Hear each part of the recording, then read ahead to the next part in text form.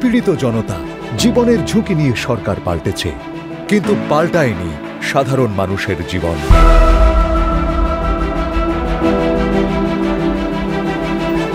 এবার ইতিহাস পাল্টানোর যুদ্ধটা ছিল অন্যায়ের বিরুদ্ধে, বৈষম্যের বিরুদ্ধে।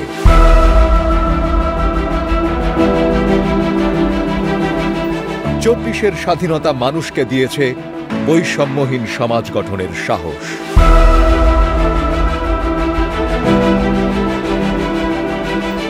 আর সেই দুর্দান্ত সাহস থেকেই জন্ম নিয়েছে জনতা পার্টি বাংলাদেশ। আমি আপনাদের জন্য, দেশের জন্য সততার সঙ্গে আমি কাজ করতে চাই।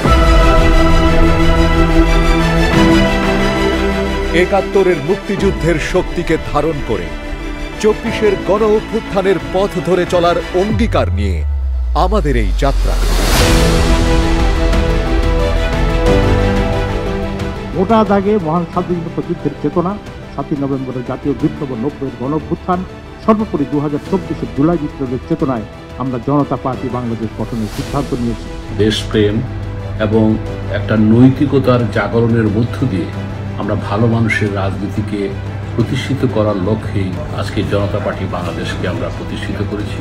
শুধু নির্বাচন সর্বস্ব গণতন্ত্র নয়, জনতা পার্টি বাংলাদেশ গড়তে চায় ন্যায়ভিত্তিক, নিরাপদ এক বাংলাদেশ, যেখানে তরুণদের স্বপ্ন পূরণে থাকবে না কোনো বাধা, যেখানে রাষ্ট্রের মালিকানায় থাকবে শোষক নয়, জনতা নিজেই।